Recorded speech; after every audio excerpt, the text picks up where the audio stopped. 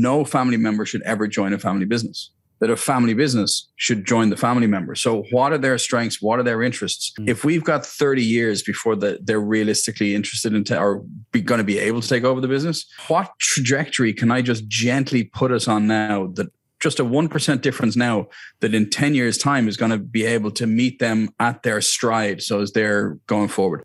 Hey, welcome to another episode of the Coffee Break Podcast, where our mission is to share business ideas, practices, and strategies while we enjoy our cup of coffee. Today's guest is Stephen Shortt. He's going to be talking about succession planning, especially for family businesses. This is a thing, especially in our industry, but this is a thing across all industries. We're working on where are we headed to next. He's going to give you a couple of practical pieces of advice, some options for what an end of a life of a business looks like, or what an end of a life of a business doesn't have to look like. He's going to share a lot of practical information, share some of his story of why it's important to him, and we're going to have a wonderful conversation about that. I think it's going to be very impactful for you at whatever level of the business that you're in. If you're in an ownership capacity, maybe a next generation leader, or maybe you're an employee of a family business that says, hey, what kind of is going to happen over the next couple of years? Let me be intentional about that. So get ready for a fantastic conversation there. But before we do that, I do want to invite you to subscribe if you haven't already. It's free, and we've got lots of episodes. Somebody said the other day it's over 200 episodes or getting close to that. So we definitely want to invite you to subscribe and go check out the other episodes, because there's many more around topics similar to this that are impactful to you and your business. You can do that by subscribing on whatever audio platform that you're listening to right now, or you can find us on YouTube and Facebook. Just search for Loc-Doc Security, and there's going to be tons of videos to pop up there for you. Make sure you subscribe, follow. A brand new episode comes out every Tuesday morning at 9 a.m. So grab your cup of coffee and get ready for this conversation. We got so much to say. We got a podcast to make. We're sipping on lattes, and it's time for a coffee break. Time for a coffee break. Oh, yeah. Stephen, cool. Thank you for joining us today, all the way from Dublin, Ireland. This is pretty exciting. We've had several guests from overseas before, but none from Ireland that I can recall. So thank you for being the first. My pleasure. Great to be here. We're going to be talking through the podcast today about succession planning, and we see this a lot in our industry, and I'm sure you'll have some more context to give us an understanding of this across the world of small business, especially as it relates to family business. But before we get into that, there is a little thing that we do here. It's called Rapid Fire. 5 randomly selected questions just to get under your skin with unknown point values, and then we will give you a score at the end. Are you ready to go? Sure. My competitive interest is peaked. All right. Question number 1. What is the next big purchase that you're currently saving for? Next big purchase. Well, I just made a big purchase, which is an electric car. So the next big purchase is probably going to be a family holiday to somewhere cool. Family holiday. What kind of electric car did you purchase? Model Y. Okay. Tesla. All right. Did you get the performance? No, I got the long range, because we don't have, Ireland isn't, we have a lot of superchargers, but not enough everywhere. So I figured, right, I'll err on the side of caution. But to be honest, it's my first electric car. So even without the performance, the acceleration is just astronomical. Awesome. Very cool. Congratulations. All right. Question number 2. What have you done that you didn't like, but you would be willing to give it another shot? Something you tried, you didn't necessarily like, but you're going to try it again. Oh, well, I'm going to try it again. I definitely can't say an ex-girlfriend then, because my wife will listen to this podcast. Something that I didn't like that I would try again. Well, so I'm one of the few Irish people you'll meet that doesn't drink alcohol. So not because I had too good a time in my 20s and 30s and I'm not allowed to drink alcohol anymore. I just got into the habit of driving and not drinking. Sure.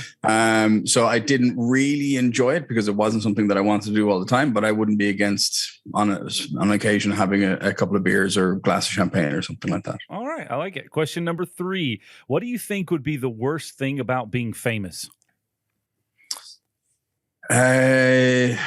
Probably not having any time to yourself. not being able to actually sit and comfortably reflect, and the people that are around you, that you know that they're around you because they want to help you, or that they're invested in you as opposed to wanting something from you. Yeah. I can definitely see that. I think that would be a challenge, an ongoing challenge for sure. All right. Let's see. I think we're at question number 4. What age did you think that you become an adult when did you actually think you became an adult? I'll try that question again because that was probably confusing. At what age did you think that you would become an adult, and then what age do you actually think you became an adult? My wife might say I haven't fully grown up, but if we are, I mean, I grew up in a family business. So, I mean, I grew up answering phone calls, doing like selling big ticket items at like 13, 14 years of age. So I kind of figured I kind of became an adult when I was making proper sales for the business, which was about 14, 15.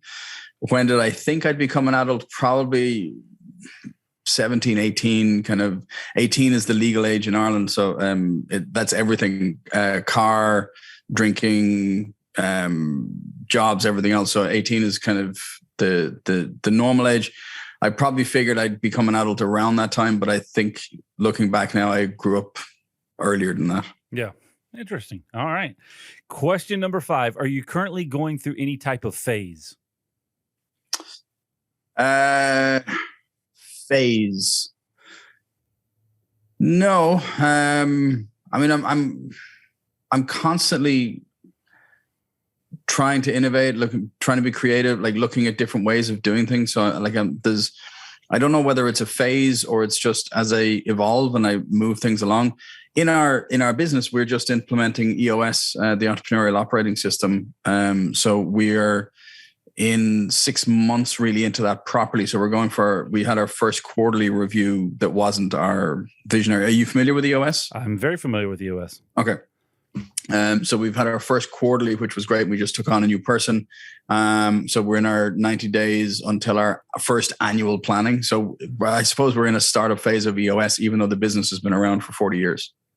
I like it. It is intriguing. I would probably answer that question by saying I wouldn't know if I was in a phase until after I got out of it.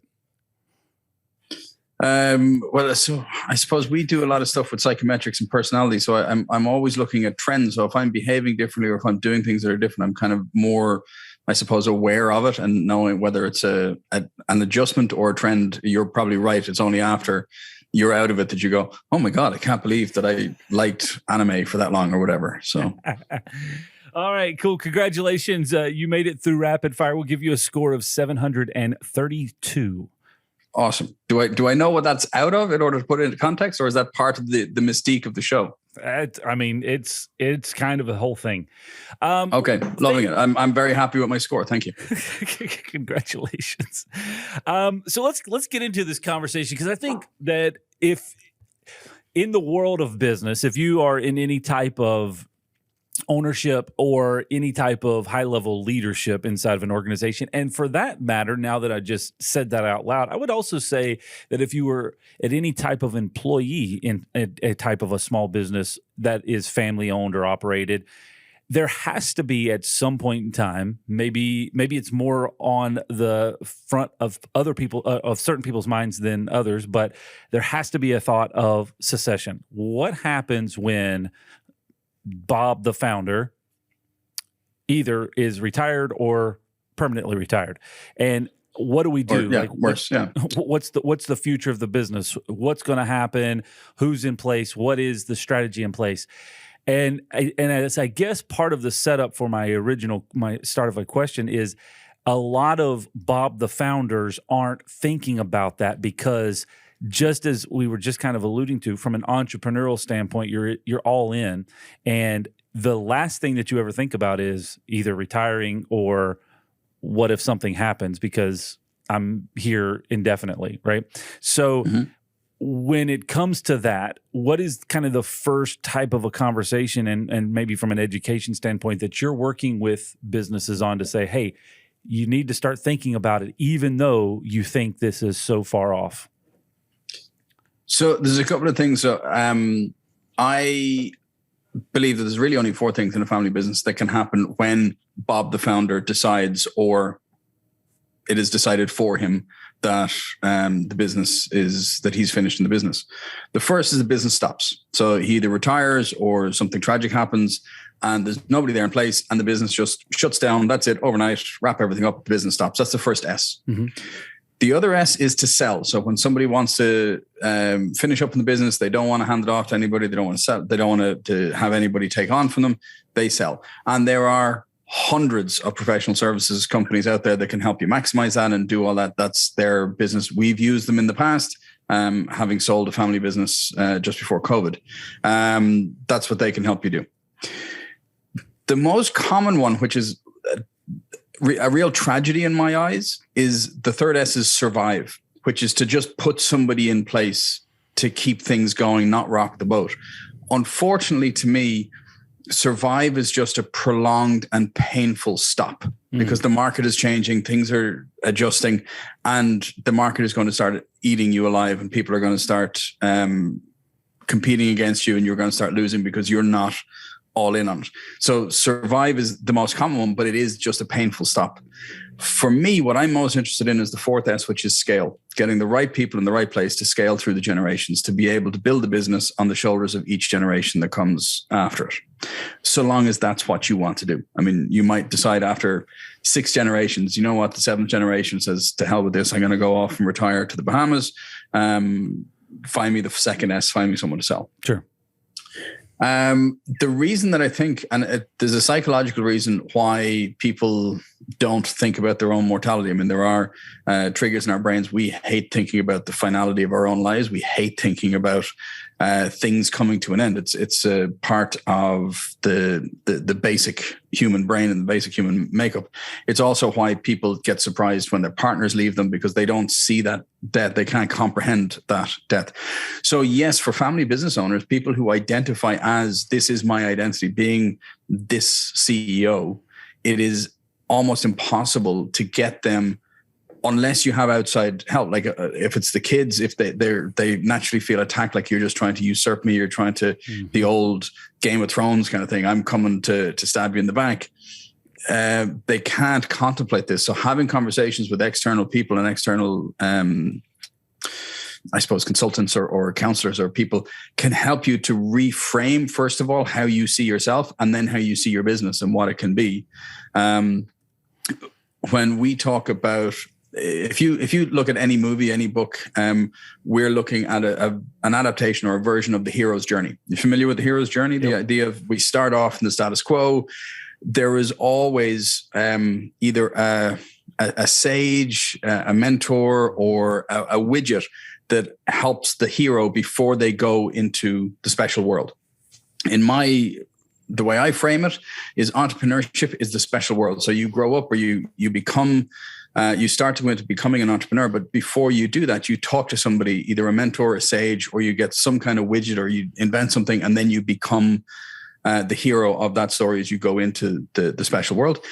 What I want to challenge current generation entrepreneurs to think is that they need to go from the hero of their story to the mentor of the next generation story. They need to shift their thinking in this, because that's how they can adjust their self image. They can adjust how they see themselves, and they can help the next generation to succeed.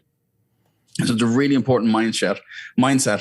And it has to happen with either listening to podcasts like this and being interested in that kind of stuff, or having a chat with somebody who can help them to see it from a different point of view. I love the summary of that. How quickly can you get from the hero of your own story to the mentor of the next story I think is a great concept to start to wrap your head around. Managing your facility, properties, and projects is hard enough. Trying to find an emailed quote in your overflowing inbox is just one more annoyance, especially if there are multiple versions. We're working hard to make your life easier by providing all the information you need in one place. Now you can request service at a date and time that works for you. And we're making it easier to see quotes and materials needed for specific openings, including photos, so that you can approve everything from the convenience of your phone or computer. Log in to start using it now. Visit customer.locdoc.net. I want to dive back into one of the things that you just said, because you kind of like lightly grazed on it. And I think it's probably a fundamental fact, especially in family business. So Bob, the founder, has 2 sons and a daughter, and they're all actively working in the business. Maybe 2 of them are actively working in the business. The other one said, I don't want to have anything to do with this, and I'm going to go off and do my own thing. And Bob, the founder, is now getting up in age, and he is starting to maybe act a little erratic at times, not his normal jovial self that he had been. And the 2 children that are actively working in the business decide we need to talk to Bob, the founder, about what the next stage of this looks like. And Bob, the founder, is very stubborn and staunch in his thought process and doesn't see himself in his own mortality, and is very put off and frustrated and angry by the fact that his children are coming to him saying that it's time for him to hang it up. I'm guessing that's probably not a far-fetched theory or a far-fetched story. Absolutely not. No. So you just said the external conversation. So, but I'm going to, let's just kind of start from the basis that the next generation has already had that conversation, and it has not gone. It's gone less than ideal. Where do we go from here? Unfortunately, it happens quite a lot. So one of the things, so the reason this is so important to me is just before my second daughter was born, nearly 13 years ago now, I nearly left the family business. I nearly left the whole lot because we were fighting about stuff. We were arguing about the direction the company should be going in. And I came home and I sat down at my kitchen table and said to my wife, I got to leave the family business, because if I don't, my parents will never see their grandkids, because we will hate each other and we won't be able to be in the same room as each other. And when I said that, I had this visceral reaction to it. And I said, okay, this is the last thing I want. I do not want this to happen. I can't be the first person that has had this problem. In the history of family businesses, I can't be the first person. Surely it's not an outlier. And unfortunately, it is the norm. So I went and I figured out, we're kind of lucky, I suppose, a huge part of our business, and the core part of our business now is psychometrics, is personality profiling. So we understand personality. We understand how these things kind of fit together. So we did quite a bit of work on that, but I came up with this, what I call the 5 Ps of successful succession. And the first one is exactly addressing the point that you're talking about, which is the purpose. What's the purpose of the business? And you can have the 2 different generations, where the current generation probably has maybe a 5 to 10 year vision of what the business can be, depending on how long they want to stay in it.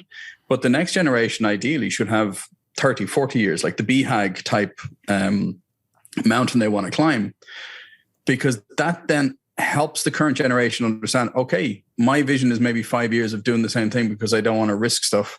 But actually this business has a lot more legs. And even if they're 60, 70 years of age, when people start talking about 30 years down the road, they're going, okay, I'm definitely not going to be around at 110. Like just statistically, that doesn't happen. So then they can start to have conversations about, well, where do we need to align? I'm not saying it's easy. There are a lot of steps and a lot of different things that can happen. But then you got to align the 5 year, ideally 5 year of the current generation and the 30 year of the next generation. You've got to align those first 5 years together to see this is where we're going to get us on the trajectory to get to there. And Bob was the name of the guy that we're in our business. Was it Bob, Bill, whatever? Bob the Builder, yeah. We've got to make sure that we are really getting the most out, and then you're able to contribute for the 5 years. And then what you're doing afterwards is consulting. So the current generation after 5 years, they're not kicked out of the business. Yep. So the first P is purpose. Like, what are we aiming to do?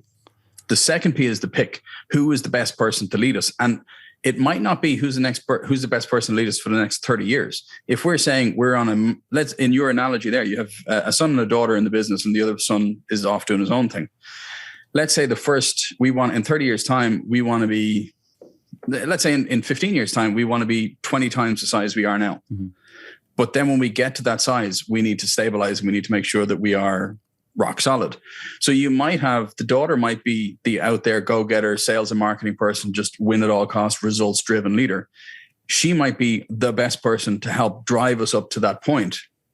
But then once that challenge is gone, once it's just about maintaining it's actually the brother who's the process-driven kind of chief operating officer type of person who's actually best to step in then and make sure that everything is rowing along. So that's the pick is really important. Now, in family businesses, sometimes the pick happens before the purpose, and those two can be intertwined and those two can happen at the same time. If you've grown up in a family called Smith and Sons, you're joining the family business. So the pick has happened before you wore your first diaper or nappy. So the next bit then is prepare. So that can be anywhere from like 1 to 5 years. 5 years is what I'd recommend as the max between the current generation imparting knowledge properly into the second generation, coaching, developing one-to-one mentoring, getting outside advisors if needs be, going off and getting a master's, going or doing something else before that. This is in the real transition of the business. And then the next bit, and this is this is the bit that's important for the current generation. They're not kicked out because the next bit is promote. So promote is the two meanings of the word. The first is that the next generation is actually given the job. They're promoted to the team. But the second part of the second meaning of promote is the current generation has to be 100% the biggest cheerleader of the next generation and publicly agreeing with what they're saying, supporting what they're saying. They can absolutely disagree, but that has to happen behind closed doors. Otherwise, the next generation is undermined and everything is screwed for that person. They're set up to fail. So the current generation is still actively involved as a mentor, actively involved coaching and developing, but not running the company day to day. That's the next generation. So what's the fifth? And then the fifth P, just to round it out, is patience. You left me hanging there for just a second. The fifth P, well, it's patience. So it's going to hit the fan every now and again. Stuff is going to go wrong. We're a family business and we're in businesses. And just understanding that people are going to be on different visions of what's happening. One of the tricks that I tell people about, especially when you're in that promote to patience phase of it, is sharing milestones, not steps within the business.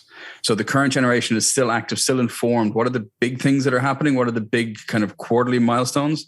But not necessarily, oh, I got this email from this guy that you used to deal with, or I got this conference, or because then they only have little bits of the information, whereas the milestones is more like board meetings, board level meetings to help keep them involved. So, okay, I'm tracking with you on this. I like kind of this process. It seems like a plan that is kind of established. And I'm going to go out on a limb and say that a lot of businesses that may be either the start of that transition period or starting this generational process of succession, again, going out on a limb here, but probably thinking that it is the first time that has happened. So this is the first generation that owns it and the second generation that's coming along. So they've not experienced a succession transition before. And so they feel like, well, maybe it's family or maybe it's not family and somebody else is coming in and we'll just kind of wing it and figure it out and we'll work together. And there isn't really a structured plan. So what typically happens when that is the course of action? So a lot of the time when there isn't a structured plan, it's probably because when the business started, there wasn't a structured plan. This was the founder was winging it as well and figuring out, going, oh, this sounds like fun. Let's have a go at this. So part of it is also remembering, because the real problem with a lot of the dynamics that I see in these family businesses, first of all, it's the personality. So you might have a results-driven leader who's built the business, blood, sweat, and tears, put everything into it. But the business has changed. They're still driving it and driving it as a results-driven business because that's what the coach they're creating. But really the world around them has changed, and it's more about social leaders or thought leaders or people leaders and that kind of stuff. And their kids have grown up in that world and the next generation has grown up in that world, but it's still a little bit alien. I don't know if you've tried to teach your parents how to use TikTok, for example. It's like it's a different way of doing things and they're just not interested in it. But even though that's the way the world is going and that's the way the business has to adapt for that. So what I would do first is start having like identifying the traits of the different leadership styles within the organization, within the family dynamic, and also looking at the unconscious biases that are inherent in those styles, because then we have like results-driven leader doesn't really like the idea typically of design by committee or a rising tide lifts all ships, whereas the thought leaders and the social leaders are very much about that and getting everybody along and getting everybody together. So understanding those differences and why those unconscious biases are at play. But then also getting the current generation to remember back to what it was like when they were starting off. And there's got to be scrappy. There's got to be mistakes. What mistakes did we make? No judgment, just on reminiscing. Like, do you remember when that client and we did this and we effed up that order or whatever? And like, this stuff is going to happen because it's business. It's the way that things go. And all of that, ideally, and actually not just ideally, if you're getting into this, you don't get into this at the kitchen table. You don't get into this in their office or your office. You go for dinner. You go away for the weekend somewhere else. You go somewhere neutral where there isn't a power play, where there isn't a sense of the phone might ring or something like that.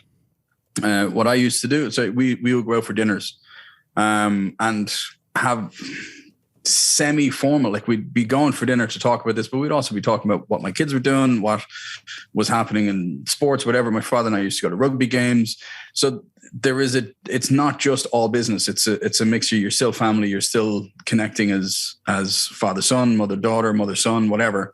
And being involved in that, but making sure that you're not sitting in their office, in their seat of power, where they feel that they have all of their rhythms and routines for the last 40 years and saying them, okay, everything you've built, I'm about to fucking try something else. Sorry for swearing. I'm about to try something else. That's going to put them off. Whereas if you're having that conversation in a more creative, like open, neutral environment, the environment is going to lead them to being more susceptible to at least entertaining the idea of your 30-year vision for the company.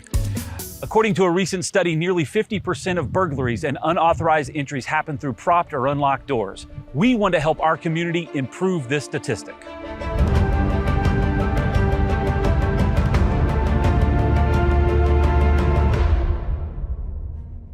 At Loc-Doc Security, our customers want locked and latched doors and openings to prevent theft, property damage, or even physical attacks. We are urging everyone not to wait for something to happen.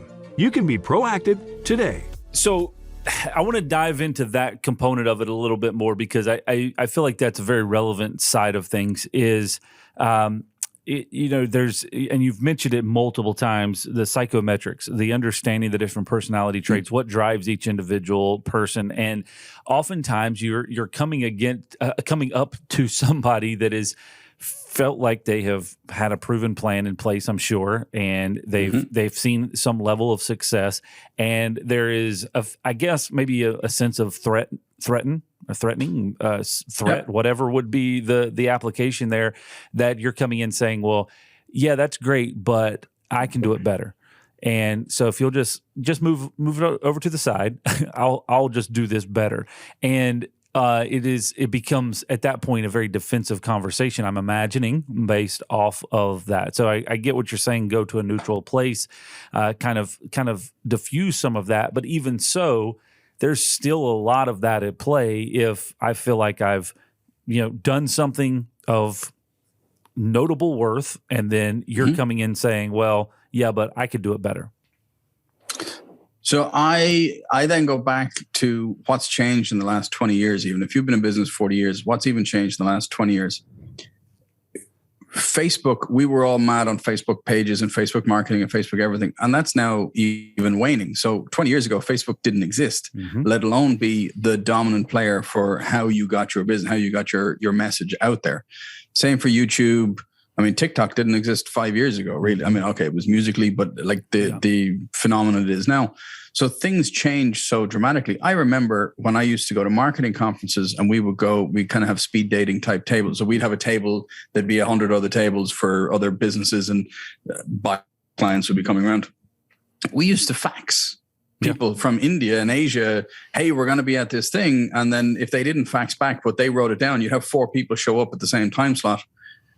I mean, I remember doing that. I mean, I consider myself next generation. I remember doing those faxes and writing them out and getting the stuff in the post. Sure. So, I mean, things have changed so much in the last 20 years that I don't think anybody can realistically say, okay, no, this is the best way to do it. This is the way things have gone. And we're going to continue doing this. You're not, because the business is going to evolve and change dramatically in the next 20 years. Yeah. Because how we do business now is unrecognizable from how we did business 20, 25 years ago. So of course there's going to be adaptation, and the people who are best suited to be able to live in that adaptation are the people who've grown up in that area, in that era. So I've had this thought before, and I'd be interested to get your opinion on it. Some of it's loosely formed, so bear with me. Especially when the best opinions are loosely formed or strongly held. So it's kind of this theory of, you know, your work lifespan, your career lifespan may be, you know, 40 years, something like that, maybe longer, 50 years. And you spend the first, 10, 15 years just kind of learning the ropes, making the mistakes and all those things. And then you have kind of like this sweet spot of maybe 15, 20 years where you probably have the most impact when you're navigating that. And then kind of the last whatever math would be left over there is kind of the repeating what you've done before, trying to get the same results, but realizing that you're not actually getting those same results. And then I feel like, so when we talk about generational succession, if done well, whatever that next group is, if it's family or not, they are hopefully in that, that early phase, that 15 years, so to speak, of the learning and tagging on that next kind of 20 years or so of kind of getting the best work done, the most effective work done as your 20 years is coming to a close. And that way you can kind of continue to have the best success.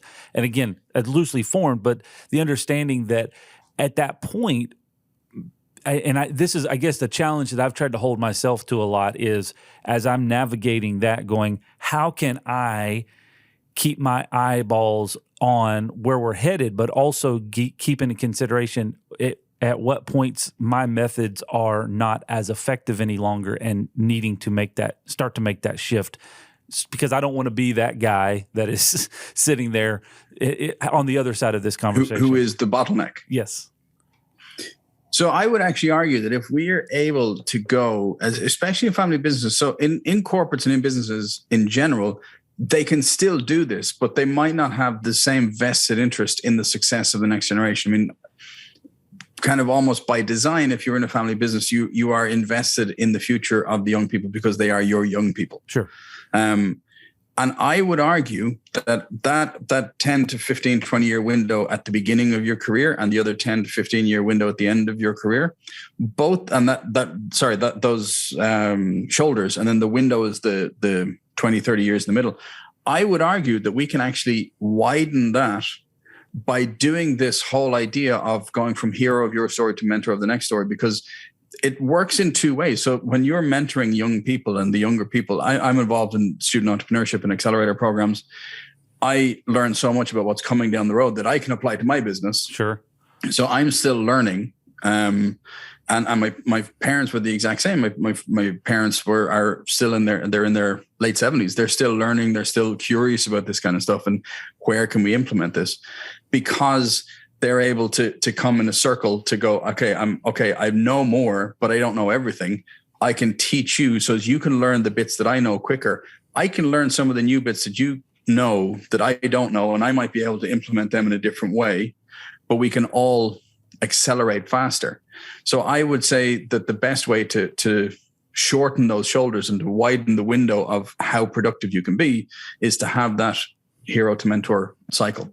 So in that sense, which I appreciate that kind of feedback on it, in that sense, it's almost like every person, if depending on what phase that you're in your career or in kind of the business, is you're continually having, and again, this may just be base knowledge that everybody should be thinking about, but you have a mentor or a sage that is in the former generation, yourself, current generation and next generation is what and then you're also mentoring or staying in connection with the next generation, so that you're constantly being connected to both sides, because there's a lot of wisdom that you can pull from, but a lot of new ideas, understanding the pulse of where things are going from the next generation. Mm-hmm. And it also, I mean, it keeps people young. I mean, my parents say it all the time, like, so we all live together. So the kind of the flip side, or the full circle of the story of me nearly walking away from the family business because we wouldn't be able to be in the same room. We actually all live together now. So we live in my family home. My parents live downstairs. We live upstairs. Everything is interconnected. So my kids spend time with my parents, and learning about TikTok and gender fluidity and all this kind of stuff that just was not in their vernacular at all, even when they were my age, let alone when they were their age. Yeah. And it keeps them young and vibrant and open to new ideas, and keeps their brains elastic, and it keeps them young. Yeah. So I think if we can take that same idea into the family business, it can only be of benefit. It can only be good, so long as the two sides are interested in learning and teaching each other, not just monologuing and dictating to the other what they know. So just kind of to maybe bring a little bit of summary to kind of what we've talked about today, because it's a very intriguing conversation.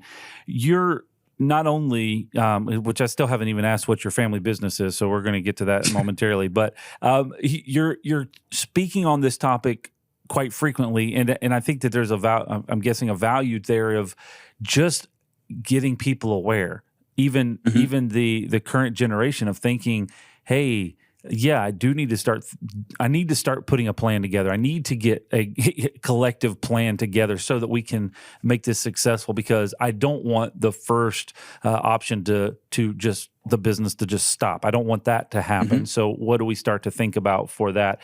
But you're also doing a lot of entrepreneurial training and helping to train that next generation. You've mentioned that a couple of times. So you're doing a wealth of those things.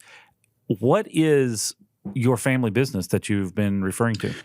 So I get into that in a second. I'll do the self-promotion in a second. I want to touch on something that I think is really, really important that you mentioned there about people who are thinking of turning this into a family business, or who might be thinking, oh, my kids are just teenagers, or my kids are like, I've got 30 years left in my business. Mm-hmm. And that's absolutely fine. But if you have any semblance that it is something that you'd like to pursue, I would encourage people and challenge people to think about this mind exercise, thought exercise of no family member should ever join a family business. That a family business should join the family member. So what are their strengths? What are their interests?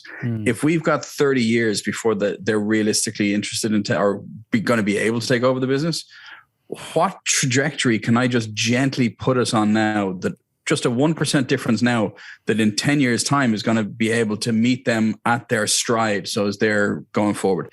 The example, I had a client and a friend of mine, real CEO type, real out there, driving the business, getting the sales in, but his son is not like that at all. He does not like he's not a people person. He is an amazing process mind. Like, he thinks in processes, he thinks in making things streamlined and automated, and being able to make things better and more effective and more efficient.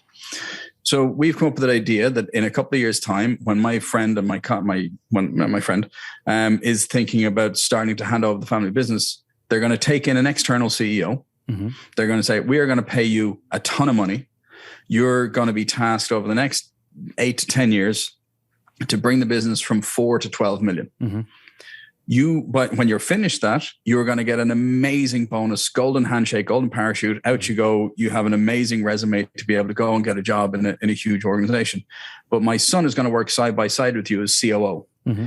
Once we get to that point, we kind of said 12 million in a couple of years' time. It might be 15 with inflation or whatever. But whatever is that point, to say once we get to that stabilization, we have the penetration we want. Now it's about optimizing. The example that I've used is Steve Jobs and Tim Cook. Like, Steve Jobs is growing, but Apple has never been more profitable. They haven't really invented anything since Steve passed away. Yep.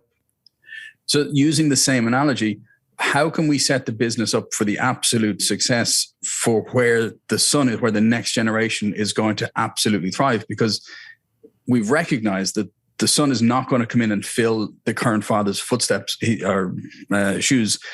It's not his interest. It's not his personality. It's not his ability. It's not his. He's just not going to do it. He's going to be set up to fail in that position. Mm-hmm. Whereas if we can get the business to be in such a place that when he's ready to step in, it is ready for him to dominate.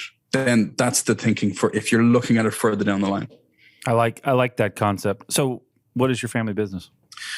So we had for many years an English language school, an ESL school, where we taught English to foreign students. So we had students from 50 countries around the world coming in to learn English. We sold that just before COVID, before the entire industry collapsed. Now, thankfully, I mean, I have still a lot of very valued friends and colleagues in that industry. Thankfully, it's starting to come back now, which is great.